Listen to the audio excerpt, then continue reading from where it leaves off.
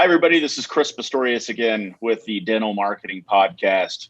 I'm with a great guest today. He's got tons of experience in dentistry and does a lot of cool stuff. And today, Steven Feit is with Dr. Steven Feit is with us today, and we're going to really get into his 30 plus years of experience and how he's transformed his practice from very early on in his career to more recently. So, Dr. Feit, thanks so much for being a part of the show today. Thanks for having me on, Chris. Really appreciate it. Big fan. Happy to chat with you. Awesome. Well, let's get right to it. I mean, we talked a little bit off air about a little bit of your background and whatnot, and I was kind of floored by how you transitioned over the years. And let's get right into that. What do you do? How do you do it? And how have things changed for you over the years in dentistry?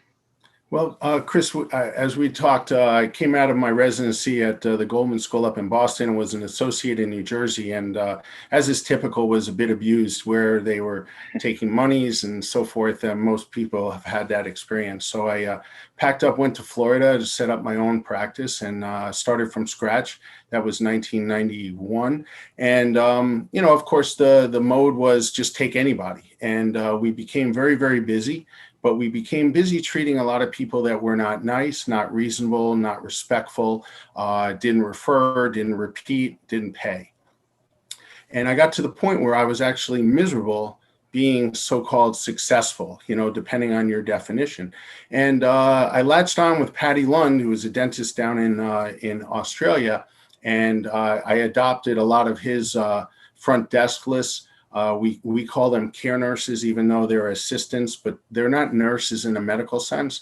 But our care nurse greets the patient when they come in the office, escorts them to the treatment room, helps me render the treatment. Let's say we're doing a crown or whatever, and then they know the next step. They don't have to bring the patient to the front desk and everyone in the waiting room overhears what's the conversation.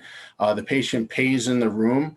If there's a discrepancy, which usually never happens because everything's done in writing, it's all in private. No one overhears it and everything is sorted out. And then they're rescheduled for the next visit and they leave. They can go to the restroom or just leave. It makes a very tight relationship with the care nurse because then when they return, that same care nurse is going to be with them to insert the crown with me. And then that same care nurse will be with them if they need another procedure down the road. So then they get to know each other quite well. And it's very simple and easy and natural for the care nurse to say, listen, we don't ask everyone, we ask our special patients, and you're one of them. We really enjoy having you in your company. We would love it if you would refer some friends because we believe birds of a feather and that kind of thing. And if the patient says yes, we find it's almost like a verbal contract, and they will refer, and it works very nicely. So it creates a higher level of care, a higher level of meaning for the day for the care nurse, a higher level of fulfillment. Most people leave a position not because of money, because they feel underappreciated. And when you're appreciated by the very person you're serving, and then I show my people tons of love. Like I put them on such a pedestal throughout the procedure. If I ask for an instrument, you'll hear me say, thank you. Please, can I have this? And I say, thank you. And what happens is the patient is overhearing that whole dialogue, and the patient sees the respect that I'm giving to my person, who's a very special person in my life. That's why they're there. And what happens is they in turn, at the end, they'll turn to the care nurse and say, thank you. And I'll say, wow, that came out great. It shortened the treatment time, all because of Sarah. Sarah did an awesome job today. And so most doctors, they feel like to elevate themselves, maybe they have to push other people down. It's the exact opposite, because guess who hired them? Guess who picked them? It's a reflection of me. They say the fish stinks from the head down, right? Well, maybe it smells good from the head down also. So right. So it's really a nice way to envelop yourself with people all day long, Yeah, that's an interesting concept, kind of the no front desk thing. I'm probably making it too simplistic, but when the phone rings and stuff, you still have like these care nurses are the ones that answer phones, or how does that work? Yes. Yeah, Okay. that's a great Okay. point. I forgot about. So Sure. our patients being in South Florida, we're in the demographics of they're like 80s, 90s, 100s, and so their medical issues of is a concern, and you always want. So I have telephones in every single room. Hmm. I have computers in every single room, like most offices today, of course, do. We're totally chartless, we're without paper charts, and so they can take a step and answer the phone. So I have two care nurses. So when I'm with one treating someone, generally the other one is available and can grab the phone. And there's a computer right next to every phone, and there's the front desk. In the old Awesome. days, I practiced when we had a paper schedule. We'd have to move the schedule in the treatment room and get the schedule done and all that. It was a little more complex, but today Yeah. it's really quite easy. And with COVID, by the way, everything's done in the room. It's for their safety. Yeah. It actually is a perfect mode of operating. Yeah, I was going to bring that up. That's a pretty good concept for times like we're going through right now. Talk to me though. Early on, you said you took on just about anybody that would pay you, and it was great money wise. You're very successful, but something clicked, and you just at the end of the day, you just weren't happy. How do you transition out of that? How many? I mean, how many patients? Like, if you already brought this up, I apologize, but how many patients did you kind of let go to get to your happy spot, if you will?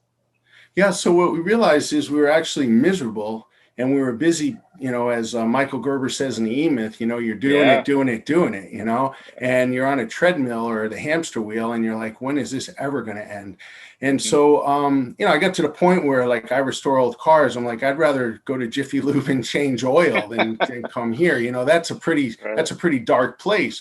So, one of my friends said, well, if someone's not going to come back to the office, why does it have to be me? Why not the patient? And whoever gives thought to let go of a patient, because we're so used to and inculcated in our training, like you need more patients, get new patients, need more and more. So what ended up happening was Patty Lund, we copied one of his systems and we rated the patients as A, B, C, or D. Hmm. And what we would do is say, hey, we'd have paper charts in those days, and we'd say, okay, here's Mrs. Smith. Who knows her? I was the care nurse for her. How is she? Oh, she's amazing. I love her. She's super nice. Okay, she's an A. We're going to keep her. So we put her in a good pile. And then the next one is, oh, this person is always late, never brings a credit card, it never pays, never on time, all that. Okay, that's a D. So the D's have to go. The C's, some of the C's I taught, and I was like 26, 27 years old when I was doing this, and these are 70-year-old people. And I'd say, listen, Mrs. Smith, you just don't bring happiness when you come to the office. We love you, but we would love you more if you would go somewhere else. You told the patient this. Yeah, and I said, look, I just want to be brutally honest. Don't shoot the messenger, but we just feel that you would be better served. You don't seem happy here anyway. And some of them would say, geez, I'm really super nervous when I go to the dentist, and I'm just not myself, and I didn't realize I'm doing that kind of behavior. Would it be okay if I could, make myself better and work on it? And so if they're a C, now we can bring them to a B. Absolutely, we'll keep you, Mrs. Smith. We appreciate the honesty, and we'll both be better together. Hmm. And then if it's a B patient or an A patient, we don't have to have that conversation. The D's would go. Some of them would grab their I would copy their X-rays. Back in those days, it wasn't digital, and we would have it all prepared. And they would use some profane language, and there's an old saying, just because someone tells you to go to hell doesn't mean you got to go, right? So, Right. it's the other saying is, through the front door of our office, everyone makes us happy. Some on the way in, and others on the way out. So Yeah. let them go. And you know what happens? You pick the weeds, the flowers grow. You're spending your time with really super nice people. They refer super nice people, and you've eliminated all the people. It's the Pareto principle, if you will. Like 80% of your time is spent with 20% of the problems, Yeah. or whatever. And Yeah. and it's gone. Like we don't have that now. I get a lot of referrals from up north, the northern dentists, and sometimes I can't get an A patient in. They're a D patient, and I'll call the office up north and I'll say to whoever answers the phone, I'm going to say a name. Tell me the first thing that comes to mind, and I'll say the patient's name, and it's telltale. There'll be silence, or oh, sorry, you have that person there. So now I Right. know what I'm dealing with. But Wow. You just gave me a great title for a book, is Pull the Weeds and Let the Flowers Grow. I love yeah, that. yeah. That's great. Awesome. And so how long ago was it that you started this process? Well, I would say, it took Patty Lund. I'm personally good friends with him, so he's now in New Zealand. He's retired, but Patty, Patty told me it took him a better part of 10 years to develop Mm, this, what I just described in a few minutes. It took gotcha. me 2 years to implement because I had all his books and I was diligent to push through. And there's a lot of pushback from the team. Yeah. We created a consulting company a few years back. One of the right hand people with Patty, his name is Fletcher, who's a great guy. He's also in Australia, and another fellow, Mike. And it kind of fizzled out because we all got busy doing other things. But we took practices to do this in 6 months, many of them in four Wow. months. Yeah, Wow. and they were rocking. And not only does it create this energy, people start saying yes. My a lot of my friends took the consulting side, and they're like, Steve, I don't know. There's like magic in the air. Like everyone's coming in with money in their hand. They're like, yes, yes, yes. And I say, it's the energy. They want to be a part of it. They want to be around it. It's indescribable, but it's palpable. It's interesting. Right. Yeah. That's awesome. That's a great story. And I think, that's one of the first times I've really heard the concept of this kind of like no front desk. And it makes sense to me. And I think it's certainly something that can flourish right now in where we are, and just a different way to really look at dentistry. It doesn't have to be the way it's been for the last 100 years. There are new concepts out there, and there are things, you don't want to do things just because they're new. But I think there's things out there like what you just talked about that are proven to work, and it kind of gets a fresh look on dentistry and how you approach it. So that's awesome. So tell me, I saw in your bio too that you're a let me get the exact a dental expert witness, and I found that fascinating because I've never spoken to one of those either. Can you tell me about that? Yeah, so it sort of happened by accident. One of my friends, who's an endodontist, was asked to review a case as an expert, and it was all prosthetically driven. So, as a prosthodontist, he asked me if I would get involved, and I spoke to the attorney. I didn't know anything of what I had to do, and the attorney kind of coached me through that first case, and then I found that I was quite good at it, and then I got another case, and I've probably done a hundred, maybe 100 legal cases. I've done some cases that are like slip and falls, some that were assault and battery, and we had to determine lifetime value of restoring the area that was damaged in the assault and battery. And then I'm also involved in patent litigation Hmm. between companies with a dental relationship. So yeah, it's quite interesting in the fact that, like, I'll give you, for example, like the simple things like how every word means something. Opposing or adverse counsel will say to me, Doctor, how much are you being paid for your testimony? Now, that's a very basic question, right? Well, I don't get paid for any testimony. I get paid for my time and expertise and knowledge base to review the facts of the case and determine and answer questions based on that data. But my testimony is mine alone. I don't get paid for it, and no one buys me or my words.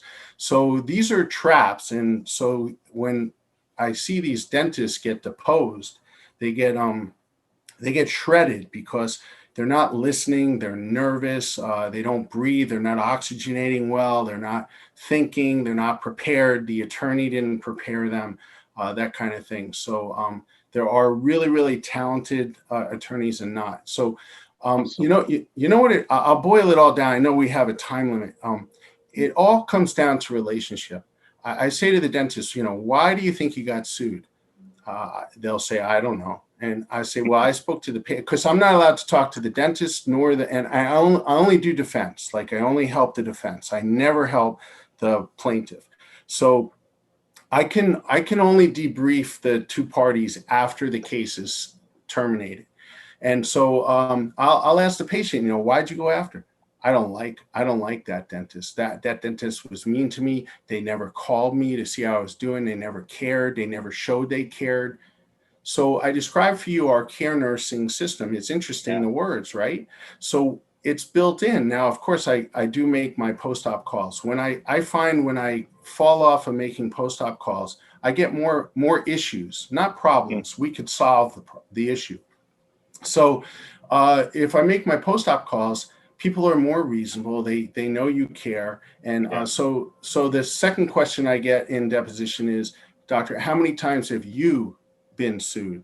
And the answer is none. And then they'll, like, invariably the lawyer, the attorney, they're doing like 4 or 5 other charts while they're asking questions. So they're billing like for 4 cases in the hour, and they'll look up and they'll say, never. I say, no, man, never. Or no, sir, never. And it's like unheard of, it's bad. Yeah. Well, that's interesting. And, it kind of gives you a little different flavor in your industry. And, I'm sure it's compelling work. It's interesting stuff. So what's your favorite book? What would you suggest as a book for maybe a new dentist or coming out? What could help? Just on anything, not just being a dental expert witness. I can give you a couple. I would say the most important book is The Richest Man in Babylon. That's an amazing book, because that's going to set your financial house and set you free and put you on path on being responsible on how you handle your dollars and setting yourself up for your long-term future and protecting your family and all that, financially speaking. I love The On Purpose Person. That's a very influential book in my life. We have 4 kids. How to stay on purpose with your whatever your purpose might be. So if you want to spend more time with your kids, you might have to say no to other things and other people, and then the other people might not be happy with you. Well, just stay on purpose. And then the E-Myth is a brilliant book. I actually met Michael Gerber, who wrote it. It's considered one of the top 100 best business books ever written. And it goes on and on. Who moved my cheese? First things first. Like that. I agree with E-Myth. I've read that a few times, and it's great. And I first got into it, and it was like, okay, you're going to build your business like McDonald's, and I'm like, okay, I'm not reading more of this. But then you keep reading, and you're like, oh, you know what? He's got some good points there, and it really applies for dentistry or anything else. So that's interesting. All right. So what about a new dentist? I mean, there's more new dentists coming into the market now than ever. And in my business, competition is fierce in terms of new dentists and dentists competing against each other. What advice would you advise a brand new dentist coming out of school, starting his or her own practice, to maybe go the direction you did right out of the gate in terms of kind of no front desk and rate your patients and only really work with the ones you consider somebody that would be nice to work with? Well, yeah, I mean, to your point, I see it's a massive challenge right out of dental school. So right out of dental school, I went up, did 2 years of advanced training in prosthodontics. And at the same time, I worked in these capitation low-end clinics where I'm in using a barber chair as a dental chair and a shop vac, and doing MOD BL amalgams back in those days, blowing out teeth, and it was out of control. And so you get your speed and all that kind of stuff, and you learn what you don't want to do. And then I was an associate, and I realized, okay, I didn't really want to be in that environment and under the thumb, because it's like a marriage, and you got to really make sure that you guys or the people or the parties get along. So I took a bit of a road where I had 2 years residency, then a year when I was an associate, And I essentially built my practice within the as an associate. Like, he really didn't give me many patients, so I had to go out and beat the pavement, take people to lunch, and get known, and ask for referrals and that kind of thing. So it's a long road, like to your point. So I don't know that someone, like, if it was like, none of my 4 kids are going into dentistry, but to advise a young dentist right out of dental school, no, I think you go work somewhere Figure it and out. Yeah. yeah, get your speed and get comfortable. Just even conversing with patients, and you learn to be confrontationally tolerant, and talk and explain, and set expectations and verbal skills, and on and on and on. And don't take on things that are over your head. That's when you Right. get sued. Yeah. Yeah. Practice like you don't need the money in the worst time when you do need the money. And when I started my practice, I knew, I said to myself, I'm going to make the worst mistakes when I could ill afford it. And you do, but you fight through. You never fail unless you quit. That idea. Right. So, and then find your way, and then maybe a couple years down the road, you could buy in, and then buy out, or there's a lot of different options. Yeah. Yeah. Yeah. Awesome stuff, Dr. Feit. I got to tell you that we could go on for hours with this. And if it's all right, I'd love to check back in with you in a few months, and maybe we can do another episode, because you've got a lot of stuff there that we can dive into. I'd love to, Chris. Thanks for the Great. time. I appreciate you having me. Absolutely. And thanks everybody for watching another episode of the Dental Marketing Podcast. Be sure to tune in next week. We'll have another great guest, and thanks again. See you soon.